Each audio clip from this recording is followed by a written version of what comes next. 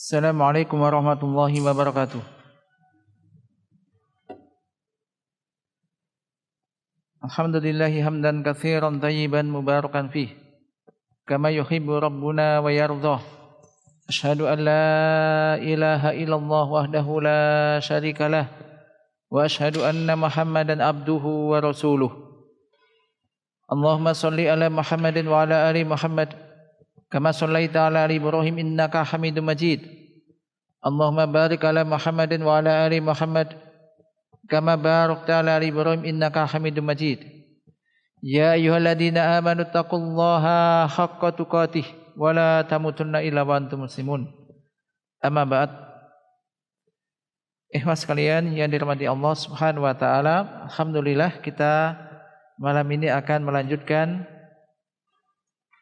kajian kita membaca kitab ini Ahaditsul Ahad yang ditulis oleh Syekh Abdul Razak bin Abdul Muhsin Al-Badr hafizahullah taala. Kita masih di dalam bab yang pertama, yakni tentang akhlak yang mulia.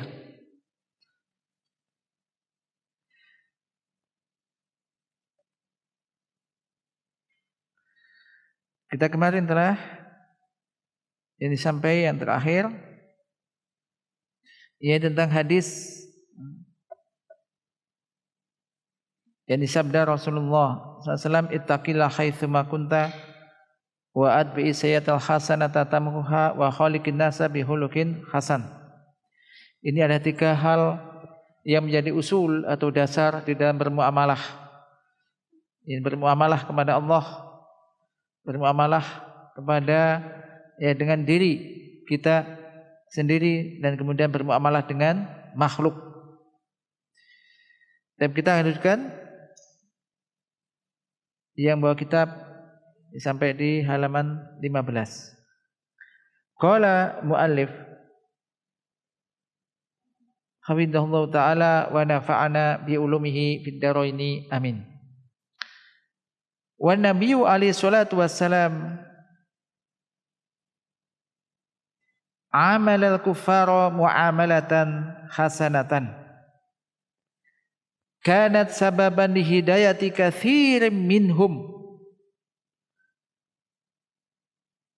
wa dukhulihim fi hadzal din. Dan Nabi alaihi salatu wassalam beliau bermuamalah dengan orang-orang kafir dengan muamalah yang bagus, dengan muamalah yang baik. Yang hal itu menjadi sebab yakni kebanyakan dari mereka mendapatkan hidayah dan mereka masuk di dalam agama ini. Perhatikan ini. Beliau bermuamalah dengan orang-orang kafir, orang non-muslim, ini dengan muamalah yang bagus, yang ini bisa menjadi sebab banyak dari mereka yang mendapatkan hidayah dan masuk ke dalam agama ini. Ini yang harus kita perhatikan dan juga kita contoh nantinya. Wa kana sallallahu alaihi wasallam ya'tihi ar-rajul wa laisa ala wajhil ardi abghadu ilaihi minhu fama an yara khuluquhu al-karima wa adabahu ar-rafi' illa wa yatahawwalu min sa'atihi wa laysa ala wajhil ardi ahadun ahabba ilaihi minhu alaihi salatu wassalam. Wa hadha ma'na qawlihi ta'ala fabima rahmatin minallahi linta lahum walau kunta faddan ghalidhal qalbi lang faddu min haulik. Dan ada beliau Rasulullah sallallahu alaihi wasallam didatangi oleh seorang lelaki yang tidak ada di muka bumi ini. Ini orang yang paling ia benci daripada beliau, orang yang paling benci kepada Rasul. Dan setelah ia melihat akhlak Rasulullah sallallahu alaihi wasallam yang mulia dan adab-adabnya yang tinggi,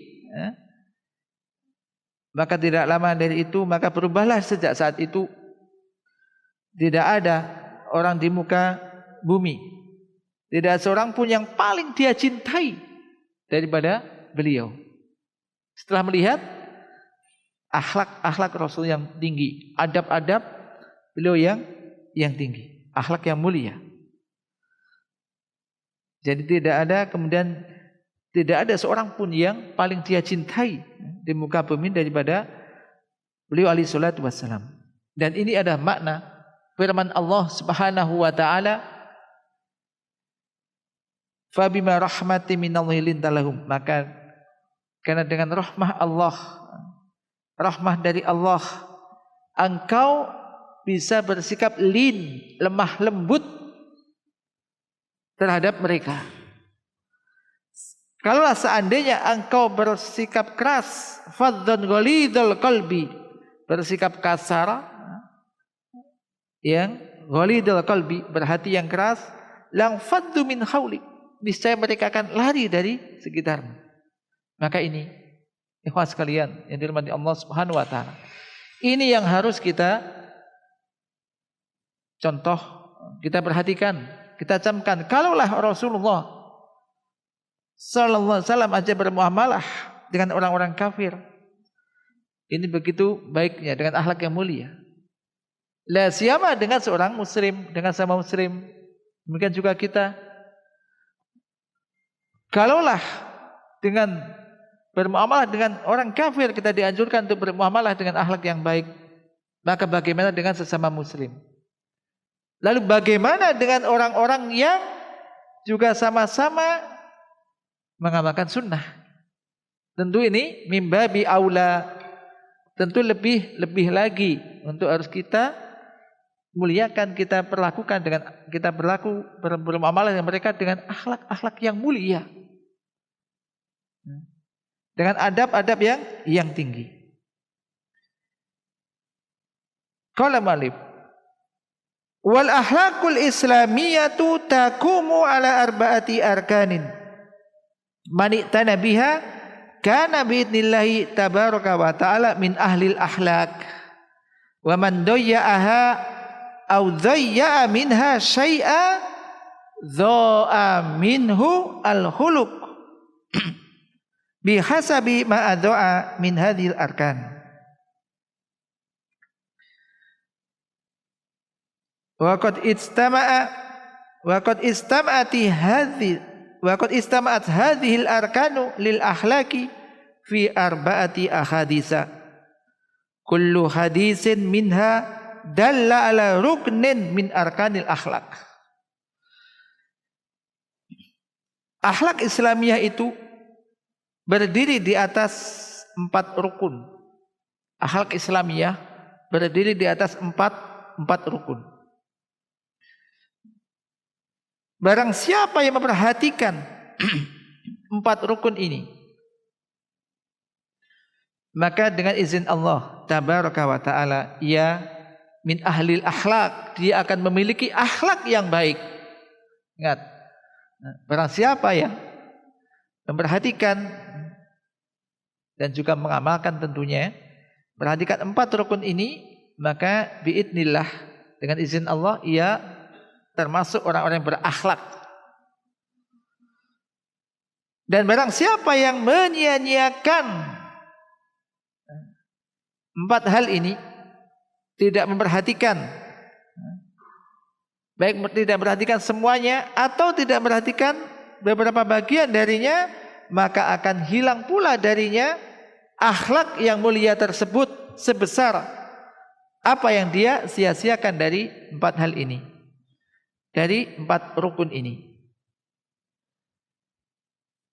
Dan rukun-rukun ini, rukun akhlak ini terkumpul di dalam 4 hadis. Terkumpul di dalam 4 hadis. Masing-masing hadis menunjukkan kepada salah satu rukun di antara rukun-rukun akhlak tersebut. Akhlak Islamiyah berdiri di atas 4 rukun. Ya. Dan ini terkumpul dalam 4 hadis. Masing-masing hadis ini menunjukkan salah satu rukun dari 4 rukun tersebut.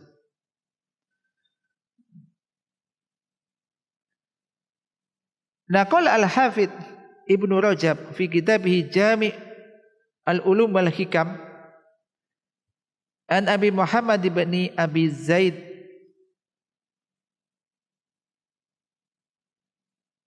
al-Qayrawani Imamul Malikiyah fi zamanihi annahu qala jima'u adabil khairi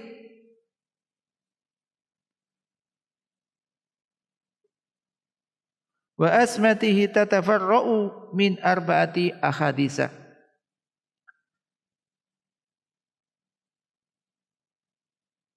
Al-Hafidz Ibnu Rajab telah menukil di dalam kitab beliau Jami' al-Ulum wal Hikam dari ini Abu Muhammad bin Abi Zaid al-Qayrawani Imamul Malikiyah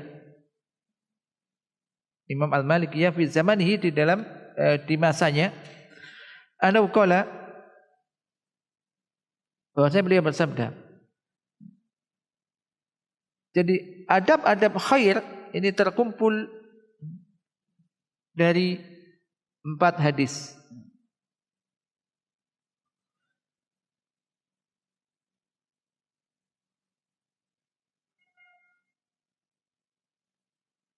Sabda yaitu sabda Nabi, qaulun Nabi sallallahu alaihi wasallam, "Man kana yu'minu billahi wal yaumil akhir falyakul khairan aw liyasmut." Ini hadis pertama, Pak. Tadi 4 hadis. Rukun akhlak ada 4. Yang pertama, ini sabda Nabi sallallahu alaihi wasallam, "Man kana yu'minu billahi wal yaumil akhir falyakul khairan aw liyasmut." Soal semua hafal ini. Ini di antara di dalam hadis Arba'in Nawawiyah. Wa qauluhu sallallahu alaihi wasallam yang kedua, min husni islamil mar'i tarkuhu ma la ya'ni. Yang kedua apa? Hadis sabda Nabi sallallahu alaihi wasallam, min husni islamil mar'i tarkuhu ma la ya'ni.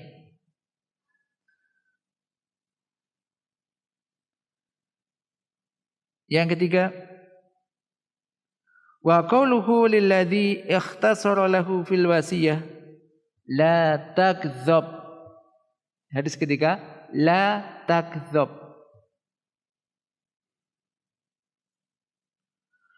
Wa qauluhu sallallahu alaihi wasallam, al mu'minu yuhibbu li akhihi ma yuhibbu li nafsihi.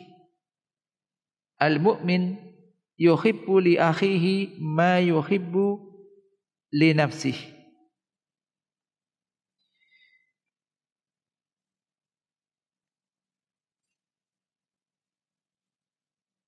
Jadi akhlak-akhlak yang mulia, yang baik ini bercabang dari 4 hadis ini. Bermula dari 4 hadis ini. Yang pertama adalah sabda Nabi sallallahu alaihi wasallam, man kana yu'minu billahi wal yaumil akhir falyakul khairan aw liyasmut. Artinya, yakni barang siapa yang beriman kepada Allah dan hari akhir, maka hendaklah dia mengucapkan ucapan yang baik, aw liyasmut, atau dia diam. Atau dia diam. Nanti kita akan ada penjelasan di situ. Ya, di sini ya. Dan yang kedua adalah sabda Nabi SAW, min husni islamil mar'i tarkuhu ma la ya'ni. Di antara tanda bagusnya keislaman seorang hamba atau seseorang, di antara tanda bagusnya keislaman seseorang, tarkuhu ma la ya'ni, dia meninggalkan sesuatu yang tidak bermanfaat baginya. Ini yang kedua. Yang ketiga adalah yakni sabda Nabi SAW kepada orang yang minta wasiat. Yang wasiatnya singkat, la takdzab. jangan marah. Hadis apa? Jangan kamu marah.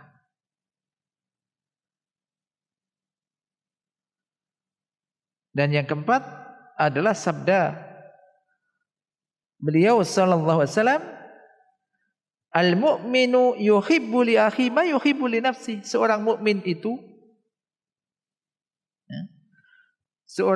itu mencintai untuk saudaranya apa-apa yang dia cintai untuk dirinya. Seorang mukmin itu mencintai untuk saudaranya apa-apa yang dia cintai untuk dirinya.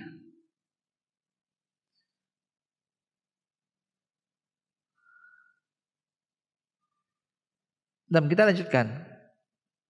Nanti kita akan jelaskan, saya akan jelaskan sini masing-masing rukun.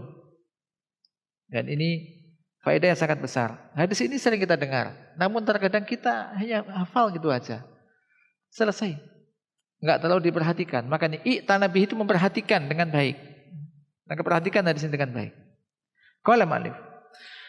Fahadhil ahaditsu al-arba'atu wa kulluha min ahaditsi al-arba'in lin-Nawawi rahimahullahu taala jama'at al-akhlaq wal adab.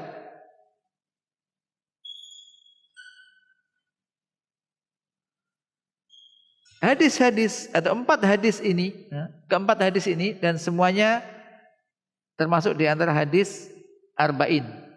Hadis arba'in Nawawi. Hadis arba'in lin Nawawi. Maka sering kita dengar arba'in Nawawiyah. Hadis arba'in Nawawiyah ditulis oleh Al-Imam An-Nawawi rahimallahu taala. Dan di sini misal ini dihafalkan ya oleh anak-anak, termasuk di SD, CI juga kita lihat ada hafalan hadis-hadis ini. Lalu di Mahat juga kita bicarkan ini. Dan ini tidak asing hadis-hadis ini. Hadis-hadis ini jama'at al-akhlaq al-bal adab. Ini mencakup, itu mengumpulkan tentang masalah akhlak dan adab.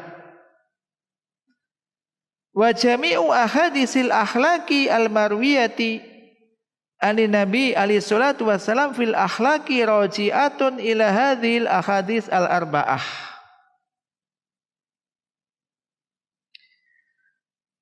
Wa hadha yufiduna anna man wuffiqa li fahmi hadhil ahadits wa tadbiqiha fa innahu yakunu qad ijtama'at fihi arkanul akhlaqi wa a'midatuha. Nah. Dan seluruh hadis-hadis akhlak, hadis-hadis tentang akhlak yang diriwayatkan dari Nabi alaihi salatu wasallam tentang akhlak ini muaranya kembali kepada 4 hadis ini. Dan ini memberikan faedah kepada kita bahwasanya barang siapa yang diberikan taufik,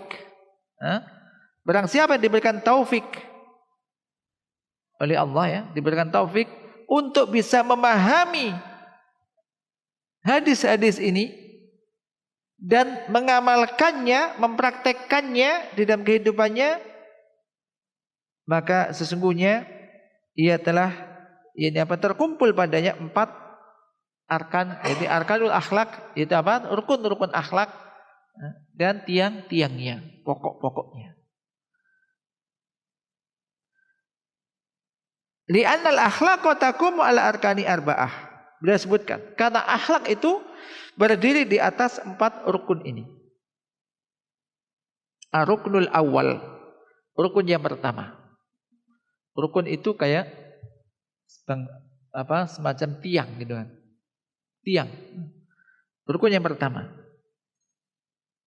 Jadi ada pojok-pojokannya, tiang-tiangnya, penyangganya. Ini. Yang pertama adalah siyanatul lisan. Perhatikan ini.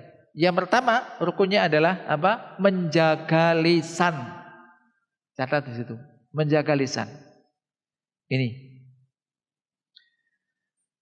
Qala sallallahu alaihi wasallam, "Man kana yu'minu billahi wal yawmil akhir falyakul khairan aw liyasmut."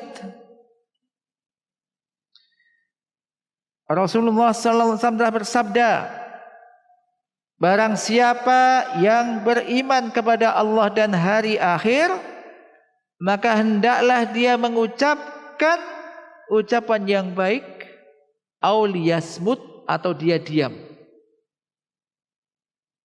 Jadi rukun pertama menjaga lisan. Wa man lam yasun lisanahu lam yakun min ahlil akhlak. Ingat. Barang siapa yang tidak bisa menjaga lisannya, maka dia bukan termasuk orang yang berakhlak.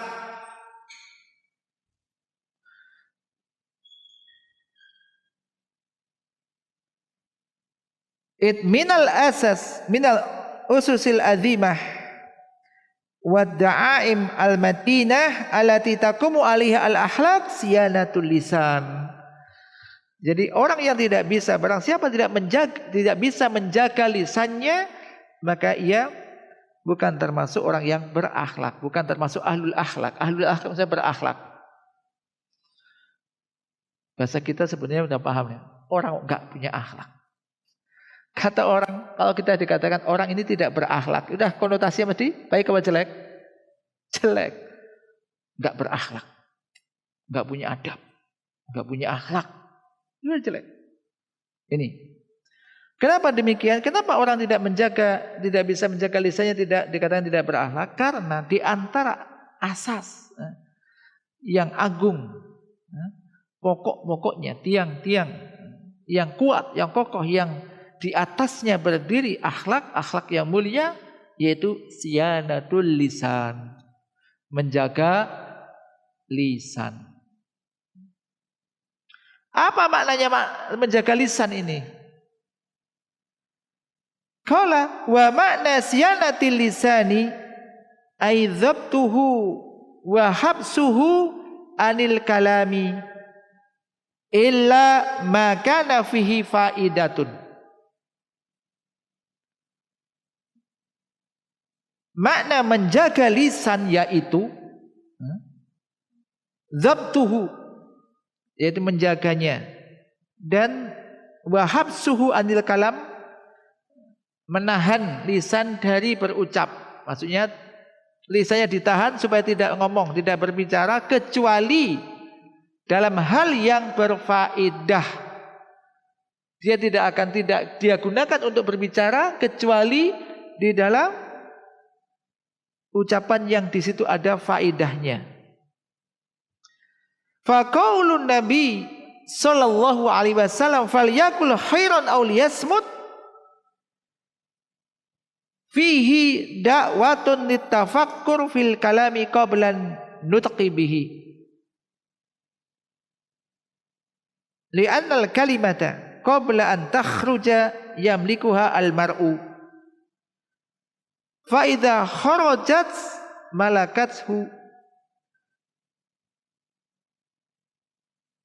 Walihada minal jamili bil muslim ay yatafakkaru fi kalamihi qabla ay yatakallam. Nah, ini penting. Yaitu sabda Nabi sallallahu alaihi wasallam, maka hendaklah dia mengucapkan ucapan yang baik atau dia diam. Maka di sini adalah ada seruan, ajakan untuk berfikir, tafakkur fil kalam, untuk berfikir terhadap ucapan yang akan diucapkan sebelum dia ucapkan. Kalau mau ngomong, dipikir dulu. Sebelum diucapkan, dipikir dulu. Kenapa? Karena perkataan sebelum ia keluar, maka ini masih dalam kendali seseorang. Mau ngomong, sebelum terucap ini masih dalam kendali orang tersebut. Namun apabila telah terucap, maka malakatsu, maka ini yang ganti mengendalikannya, ucapan ini. Oleh karena itu, termasuk sesuatu yang baik bagi seorang muslim apabila ia membiasakan untuk berpikir dulu sebelum dia ngomong. sebab ia ucapkan. Wa idza tafakkara fihi wajadahu la yakhruju an salasati akhwal. Apabila dia berpikir tentang ucapan yang akan dia ucapkan, maka tidak lepas dia akan mendapati 3 hal. Seseorang ketika mau berpikir, mau ngomong itu berpikir dulu, maka tidak lepas nanti dia akan mendapati 3 hal. Yang pertama, imma ayatabayyana lahu annahu khairun bayyinun wadihun fa yatakallamu bihi wala kharaj. Setelah dia pikir, ternyata hasilnya adalah mungkin yang pertama adalah jelas. Jelas yang akan diucapkan itu adalah ternyata jelas khairun bayyin, isinya kebaikan tok. Kebaikan seluruhnya, kebaikan yang jelas-jelas baik. Maka dia ucapkan, silahkan dia ucapkan dan tidak mengapa. Mau ngomong-ngomong apa, ternyata mau diomongkan ini baik. Dipikir, faedahnya besar, semuanya baik, tidak ada jeleknya. Tidak ada segi negatifnya, tidak ada ruginya, semuanya baik. Baru dia nyatakan lebih. Dia omongkan itu. Yang kedua, wa imma ayatabayyana lahu annahu syarrun bayyin. Yang kedua, setelah dipikir ternyata omongan yang diomongkan ini adalah syarrun bayyin, kejelekan yang sangat jelas. Jelek tok. Yang satu tadi baik diomongkan. Yang kedua adalah ternyata jelas-jelas jeleknya. Imma ghibah au kadzib au sukhriyah au namimah au ghairi dzalik minasyarr bayyin fayamna'u nafsahu minhu wa yasunu lisanahu anhu. Maka ketika yang mau dia ucapkan setelah dia fikir itu adalah jelek, kejelekan seluruhnya, mungkin ghibah. Ghibah ada jelek, ada baiknya enggak? Ghibah. Apa ghibah? Apa ghibah itu? Dzikruka akhaka bima yakrah. Ghibah itu ngomongin orang lain dengan sesuatu yang diomong itu kamu mendengar dia enggak suka. Tapi orangnya enggak ada, maka dikatakan ghibah. Allah Ta'ala telah berfirman, wala yaktab ba'dukum ba'du ayuhibbu ahadukum ayyakula lahma akhi maitan fakaritum. Janganlah sebagian di antara kalian menggibah sebagian yang lain. Menggibah itu ngomongin orang lain, orangnya enggak ada di situ, tapi yang diomongin ini jelek, kejelekannya.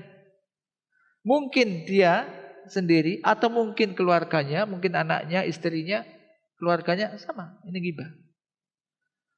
Ghibah itu kayak apa? Digambarkan kayak makan bangkai orang itu. Bangkai aja enggak bangkai ayam. Kalau ayam potong atau daging sapi disembelih, tapi disembelih boleh dimakan. Kalau bangkai sapi boleh enggak? Bangkai ayam boleh enggak dimakan? Hukumnya boleh enggak bangkai ayam dimakan? Enggak boleh. Kalau ayam disembelih boleh dimakan. Tapi kalau ayam itu bangkai, apa bedanya bangkai dengan tidak bangkai? Kalau bangkai itu matinya enggak disembelih. Itu enggak boleh bangkai ayam. Padahal kalau disembelih boleh. Apalagi bangkai manusia. Ini menunjukkan sangat jeleknya ini ghibah. Enggak ada ghibah baiknya. Tapi Ustaz, saya itu enggak ngada-ngada, dia itu memang begitu. Iya, dia itu memang begitu. Ya itulah ghibah. Kalau kita ngomongin seseorang kemudian yang kita omongkan tidak ada pada diri orang itu, yang jelek-jelek, tapi orang itu enggak begitu, maka ini namanya, bahasa Arabnya itu faqad bahatta. Buhtan, maksudnya apa? Menuduh bahasa kita. Itu dosanya lebih besar lagi. Dia enggak begitu tapi dia omongin begitu. Lebih besar lagi dosanya. Kalau dia memang begitu dan kita omongkan, orangnya enggak ada, boleh enggak? Itu namanya ghibah, enggak boleh tadi. Ingat, ghibah bukan menuduh. Jadi Gibah jelas, gibah nggak ada manfaatnya. Kalau ingin memberi nasihat pada orang itu, jangan gibah. Kalau gibah orangnya tetap nggak tahu. Anda ngomong gini-gini, dia tuh gini. Nah orangnya yang saya Anda omongkan tetap nggak tahu dia, tetap tidak berubah kejelekannya kalau dia memang berbuat jelek. Kalau memberi nasihat, datangi. Udah 4 mata aja datang ke rumahnya. Nanti gini. Nah ini maka memberikan nasihat.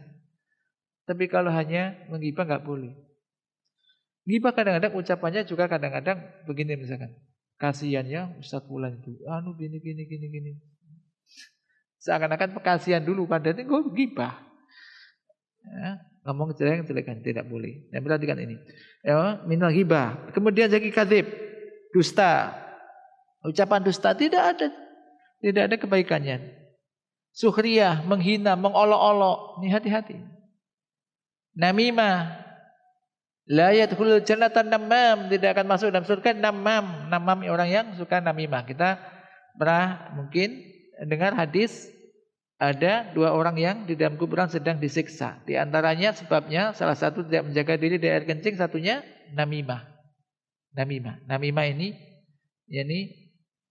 menukil ucapan dari A dinukil kepada B, tujuannya untuk merusak hubungan. Jadi hubungan rusak. Asal nggak ada apa-apa menjadi benci, menjadi nggak suka. Kamu itu katanya si A begini. Dia pindah sini, katanya kamu begini. Akhirnya jadi kayak semacam diadu domba. Persaudaraan yang asalnya nggak ada apa-apa menjadi rusak. Uhwah, hubungan persaudaraan menjadi hilang. Kerabat mungkin menjadi putus dan seterusnya. Ini namimah, dosanya besar ini, namimah. Atau ucapan-ucapan yang lain yang jelas-jelas jelek. Jelas-jelas jeleknya. Maka dalam kondisi semacam ini ia menahan diri dan menjaga lisannya tidak mengucapkan itu. Enggak jadi. Apa manfaatnya? Enggak ada manfaatnya. Ini loh yang lisan ini penting ya. Terkadang kita itu ceplas omongannya kan. Gak usah ngomong dulu, cepat langsung cat. Apalagi dengan orang. Ingat, luka yang disebabkan oleh lisan kadang-kadang ini rasanya lebih membekasnya kadang lebih dalam daripada kena pisau. Udah selesailah kena pisau udah lu. Kalau ucapan ini kadang-kadang kalau menyakiti orang ini berat. Ini lisan. Jadi ini. Yang ketiga, wa ima ayakuna mustabihan alaihi. Setelah ucapan yang mau diucapkan dipikir-pikir, kemungkinan ketiga apa? Yang pertama tadi apa? Baik diucapkan, jelek tidak diucapkan. Yang ketiga belum jelas antara jelek dan baiknya. La yadri hal huwa khairun am syarrun. Dia tidak tahu apakah yang akan diucapkan itu kebaikan ataukah kejelekan. Maka kalau demikian, apa kira-kira menurut antum? Ini belum jelas nih Ustaz. Belum jelas ini apakah baik, apakah jelek. Kalau baik, ucapkan. Kalau jelek, tahan, gak usah. Kalau belum jelas baik dan jeleknya, diucapkan apa tidak kira-kira? Boleh diucapkan, boleh tidak? Atau bagaimana? Lebih baik? Kita perhatikan penjelasannya. Fa fi hadhil halati aidan yamna'u nafsahu minal mutakallim minat takallum bihi liqaulihi alaihi salatu wassalam faman ittaqa syubhat istabra ali dinihi wa irdihi wa liqaulihi alaihi salatu wassalam da ma yaribuka ila ma la yaribuka. Nah, ketika belum jelas keadaannya, apakah ini nanti baik apa jelek yang akan diucapkan, maka dalam kondisi semacam ini, seorang muslim hendaknya yamna'u nafsahu minat takallum, menahan diri, tidak usah ngomong, tidak usah diucapkan. Hal ini berdasarkan sabda Rasulullah sallallahu alaihi wasallam, "Faman ittaqa syubhat," barang siapa yang meninggalkan, menjaga diri dari syubhat, maka ia telah menjaga agamanya dan juga harga dirinya. Jadi kalau belum jelas mendingan enggak usah diomongkan. Apa ruginya kalau kita enggak omongkan? Apa untungnya? Untungnya belum tentu, ruginya bisa jadi nanti tambah terperosok menjadikan kita dosa. Maka lebih baik ditinggalkan. Demikian juga liqauli alaihi salatu wassalam, da ma yaribuka ila ma la yaribuka. Tinggalkan apa yang meragukan kamu menuju apa yang tidak meragukan kamu. Sudah kalau belum jelas mana yang baik dan mana yang buruk, apakah dia baik atau buruk, mendingan ucapkan aja yang baik-baik. Sama-sama mengucap yang dia mesti membutuhkan waktu dan juga tenaga, ya kan?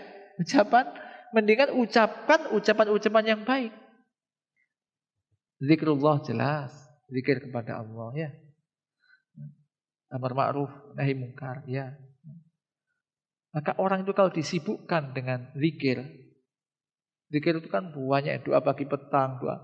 Hampir kita itu setiap gerakan itu sebenarnya kalau kita memperhatikan ada doanya.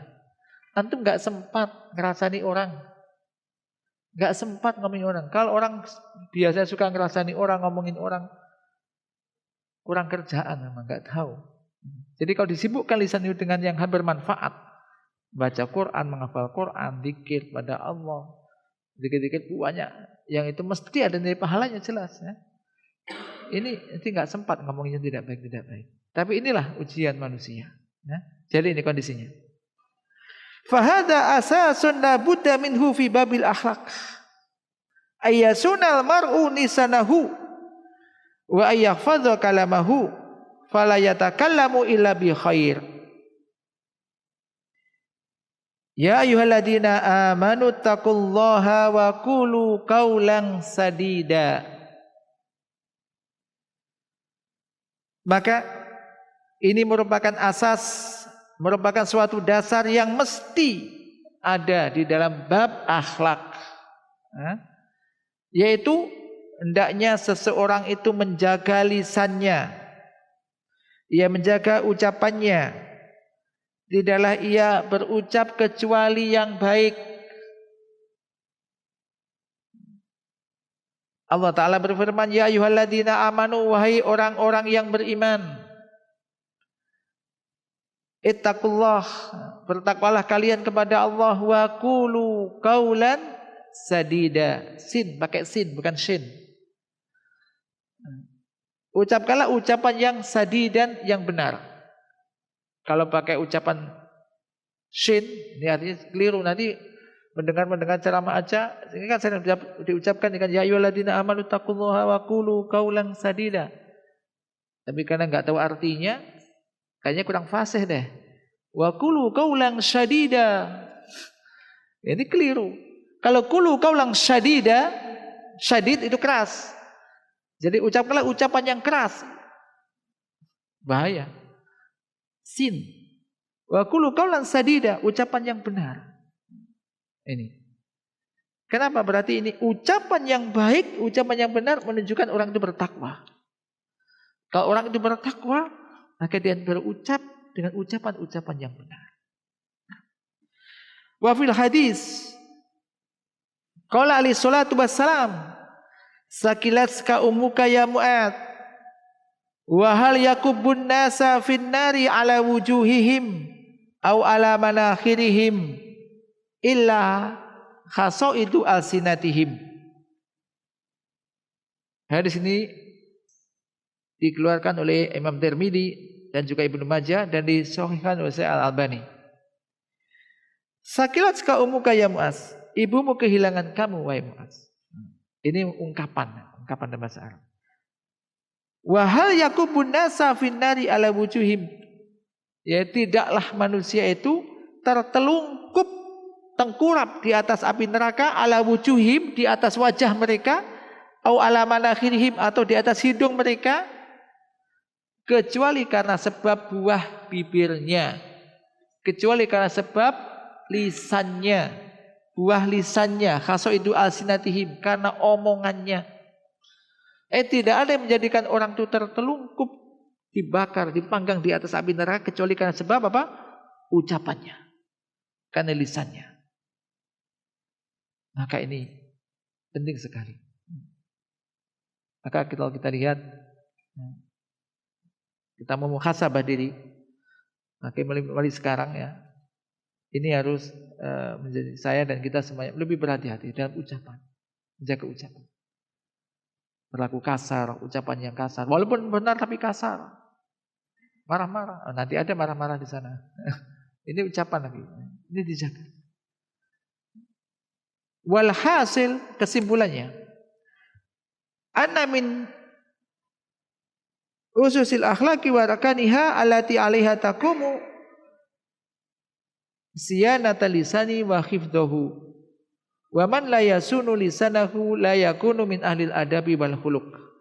Kesimpulannya, bahwasanya di antara asas atau dasar akhlak yang mulia dan juga di antara rukun akhlak yang di atasnya itu berdiri akhlak-akhlak tersebut, yaitu menjaga lisan.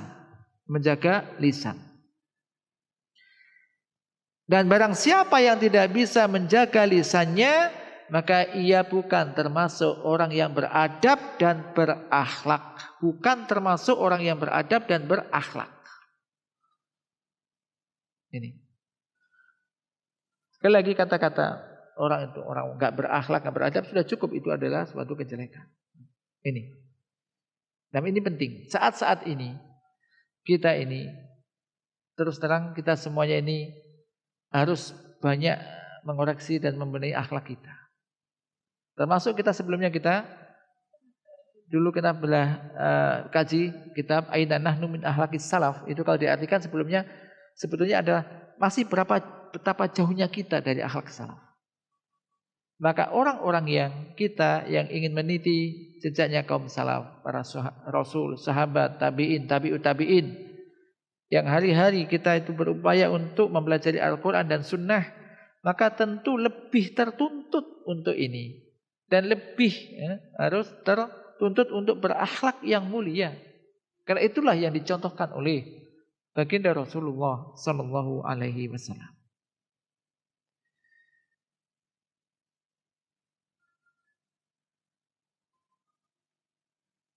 Baik. Ar-ruknus tsani, rukun yang kedua. Rukun yang pertama tadi apa? Menjaga lisan, singkatkan, menjaga lisan, ingatlah, menjaga lisan. Yang kedua, min arkanil akhlak al-bu'du anil fudul wa ma la ya'ni. Rukun yang kedua di antara rukun akhlak yaitu menjauhkan diri dari berlebih-lebihan. Berlebih-lebihan di dalam semua hal. Dan juga menjauhkan diri dari sesuatu yang tidak bermanfaat bagi kita.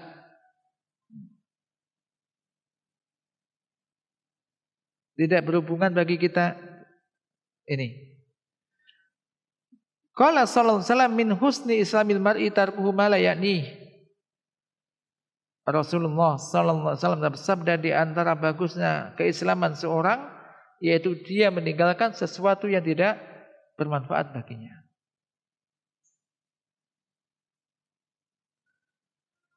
Maka orang yang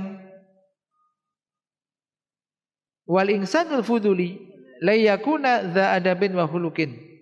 Orang yang suka melakukan hal-hal yang kurang bermanfaat, yang berlebih-lebihan, misalkan bukan urusannya ikut campur urusan orang, enggak ada manfaatnya, enggak ada hubungannya sebenarnya dia. Ikut-ikut menyemburkan diri dalam urusan orang atau melakukan hal-hal yang tidak bermanfaat. Maka ini la yakuna dza adabin wa khuluqin, tidak akan menjadi orang yang berakhlak dan beradab. Tidak akan menjadi orang yang beradab dan berakhlak.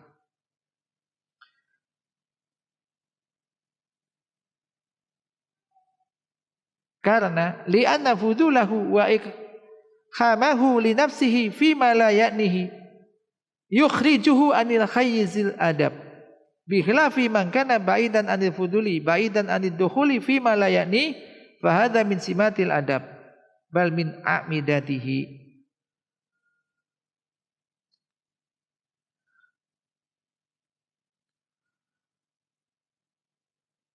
Karena melakukan hal-hal yang kurang bermanfaat, tidak ada kaitannya dengan dirinya, menjeburkan diri dalam perkara-perkara yang tidak bermanfaat baginya, maka telah meninggal, hal ini telah mengeluarkan dia dari bingkai adab. Lain halnya dengan orang yang menjauhkan diri dari sikap fudul, berlebih-lebihan, menjauhkan diri dari sikap masuk di dalam urusan-urusan tidak ada manfaatnya baginya. Maka ini min simatil adab. Ini tanda orang ini beradab. Tanda beradab. Bahkan ia termasuk pokok-pokoknya atau tiang-tiangnya. Baik. Naktafi fi hadza. Insyaallah nanti pada Isya kita lanjutkan sedikit berkaitan dengan ini karena sudah masuk waktu Isya. Mudah-mudahan ini bisa menjadi pelajaran bagi saya dan juga kita semuanya dan bisa meningkatkan yakni akhlak kita semuanya. Wassallallahu ala nabiyyina Muhammad. Bismillah, alhamdulillah, salatu wassalamu ala rasulillah. Jemaah sekalian yang dirahmati Allah Subhanahu wa taala, kita akan melanjutkan materi kita. Qala mu'allif hafidhahullah taala wa makna qaulihi sallallahu alaihi wasallam tarkuhu ma la ya'ni ay bidzabiti syar'i la bidzabitil hawa. Makna sabda Rasulullah sallallahu alaihi wasallam yakni tarkuhu ma la ya'ni, ia meninggalkan sesuatu yang tidak bermanfaat baginya atau tidak berhubungan dengannya. Ini menurut aturan syariat. Menurut aturan syariat, bukan menurut hawa nafsu. Jadi kacamata yang dilihat adalah dengan kacamata syariat. Wa hadza amrun qad yughfalu anhu, dan ini ada perkara yang terkadang dilalaikan.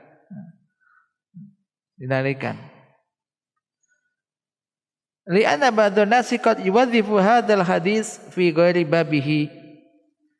Mislu ayyu'maru bi khairin aw yunha an munkarin fayaqulu lil amir an-nahi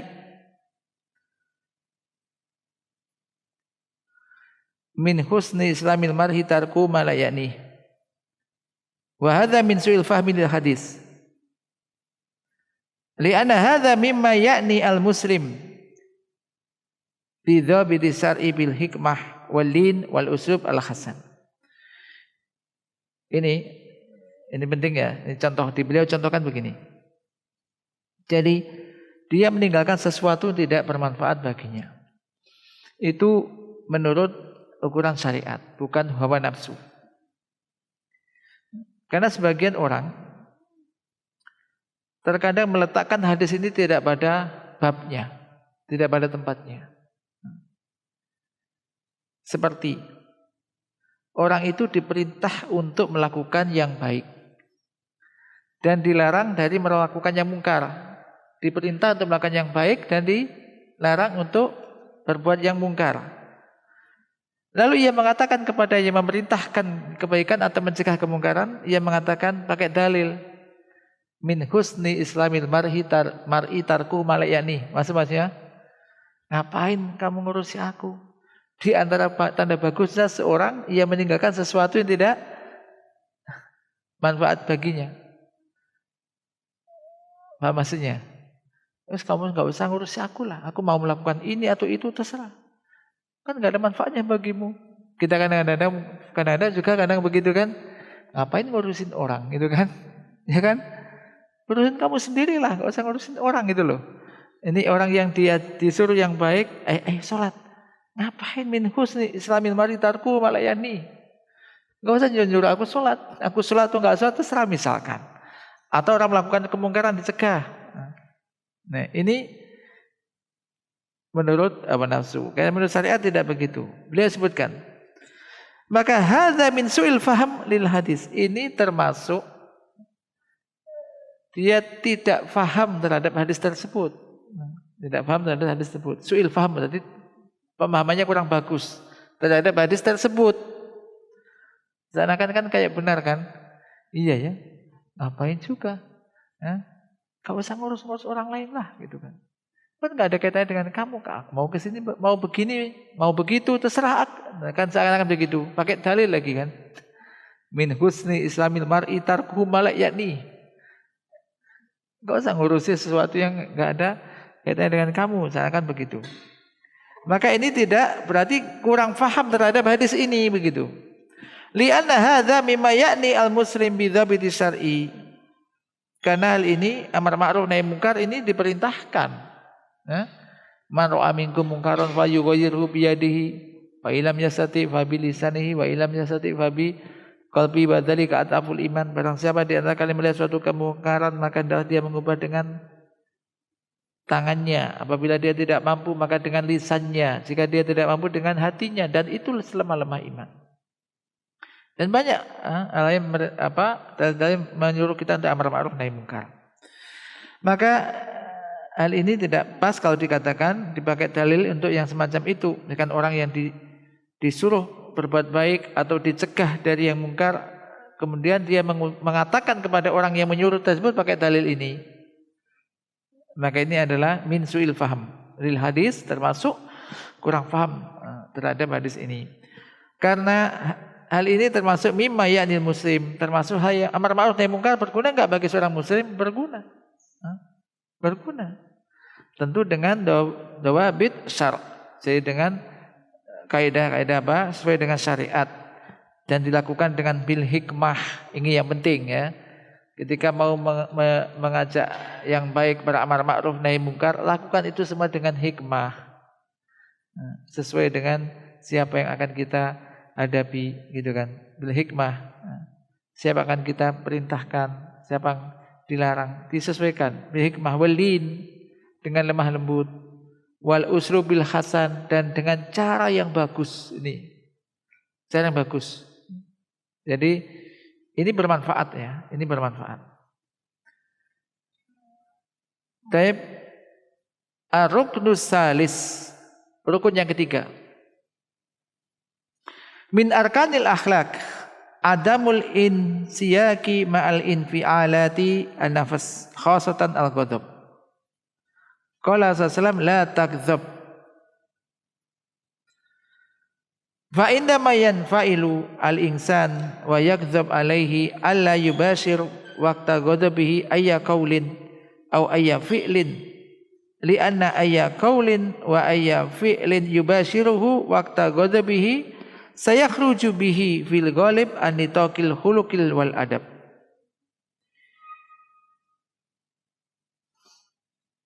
Jadi ini maksudnya adalah rukun ketiga tidak marah, janganlah marah gitu. Jangan marah.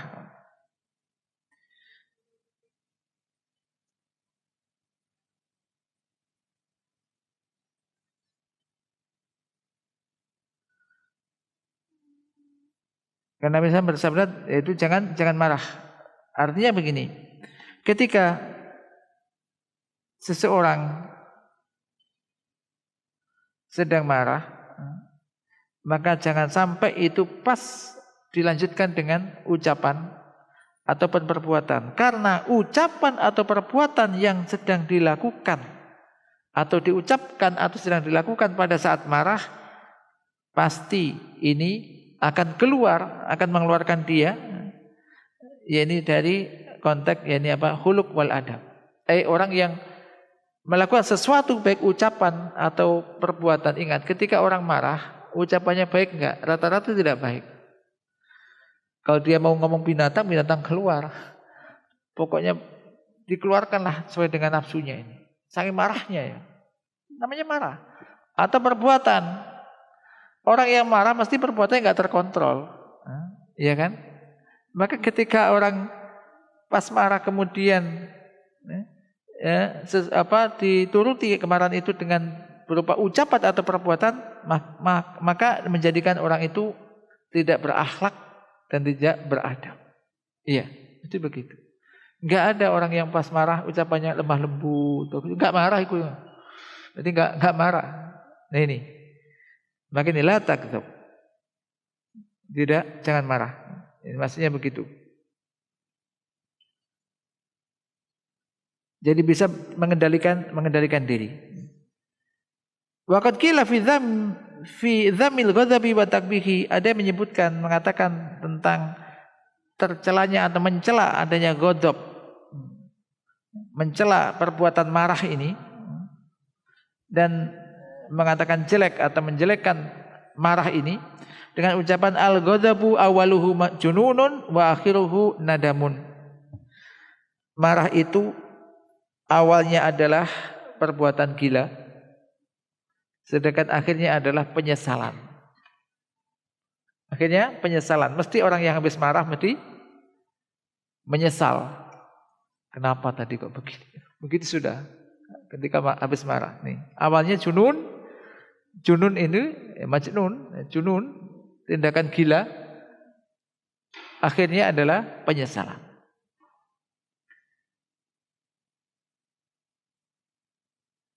Li'anna alladhi yatasarrafu waqta ghadabihi biqaulin aw fi'lin yatasarrafu bi ghairi indibatin. Kenapa? Karena orang yang sedang marah ketika dia berucap atau berbuat, maka dia berucap atau berbuat di luar kesadaran, di luar indibat, di luar kendali. Di luar kendali.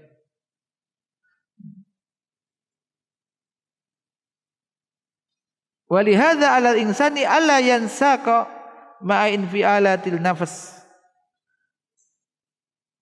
Fa idza kana munfa'ilan falyajlis.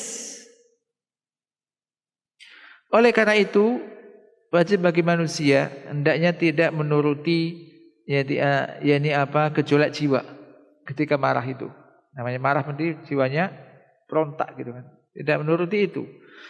Apabila ia idza kana munfa'ilan terpengaruh dengan gejolak jiwanya, pengaruh jiwa ini bisa berupa ucapan atau perbuatan tadi, maka hendaklah dia duduk.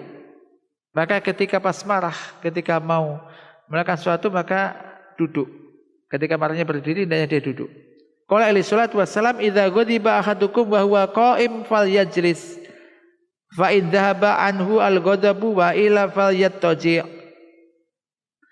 Apabila salah seorang di antara kalian sedang marah dalam keadaan berdiri, maka hendaklah dia duduk. Kalau pas marah berdiri itu duduk, segera duduk.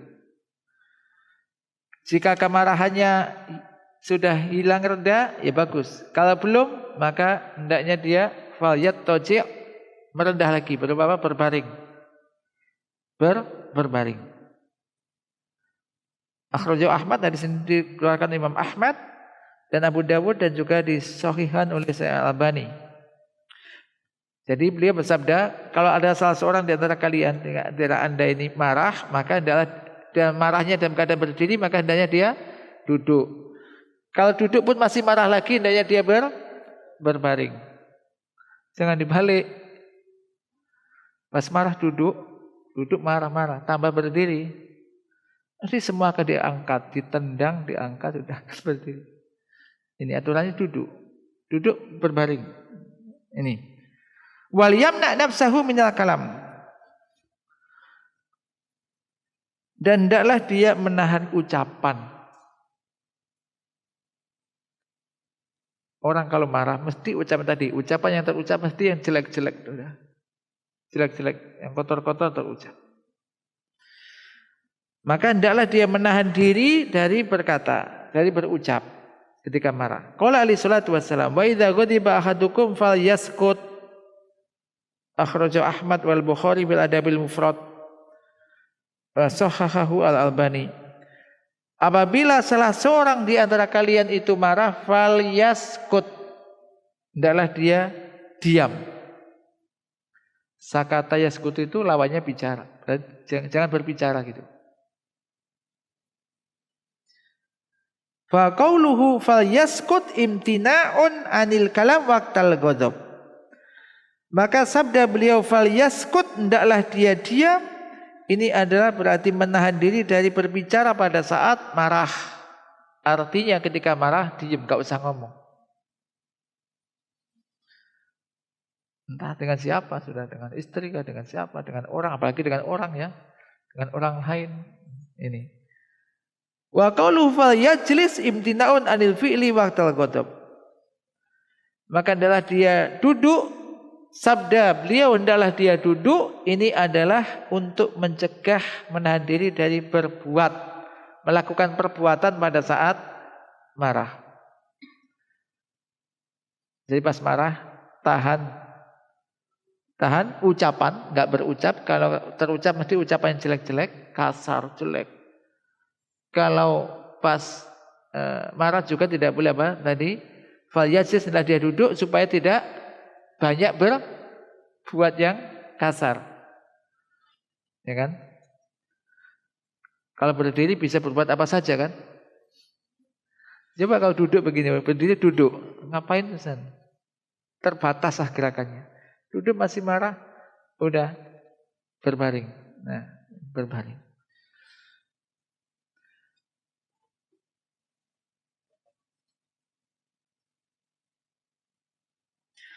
Nah, fahadanil amron, dua perkara ini yaitu berbicara dan juga berbuat pada saat marah ini matlubun minal muslim, dituntut dari seorang muslim agar ia menahan diri dari itu, tidak berucap dan tidak berbuat pada saat marah sampai reda marahnya. Sampai marahnya ini apa? Reda. Karena pada saat tidak terkendali, terkadang ketika itu pas mengenai ucapan ataupun perbuatan, maka ini akan bisa menghilangkan adab dan akhlak. Dikatakan orang tidak beradab dan tidak berakhlak.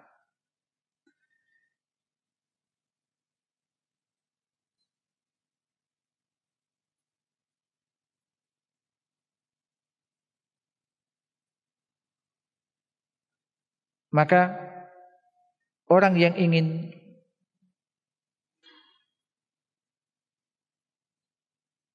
dirinya ini berakhlak, ya, punya akhlak yang mulia, hendaknya dia tidak menuruti nafsunya, ya. Lebih-lebih pada saat marah.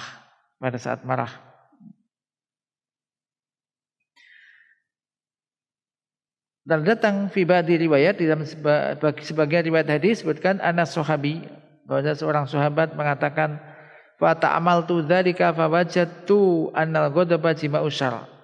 Aku memperhatikan hal itu dan aku menjumpai bahwasanya di dalam marah ini terdapat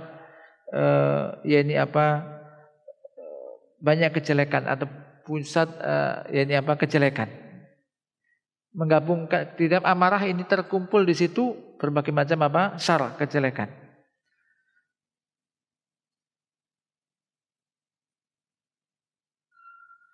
Karena apabila idza kana yansaku ma'in fa'alatihi wa ma ghadabihi sayufdi bihi dzalika ila wuqu' fi sururin azimatin la tuhmadu akibatuha. Karena apabila pas marah dan tidak terkendali, ketika dia tidak bisa mengendalikan nafsunya, apalagi berkaitan dengan pas dia marah, maka hal itu akan bisa menyeret dia melakukan jatuh di dalam perbuatan yang tidak baik, kejelekan-kejelekan yang banyak, yang besar, yang tidak terpuji. Baik, sampai di sini, sampai rukun yang ketiga pembahasan kita. Insyaallah ini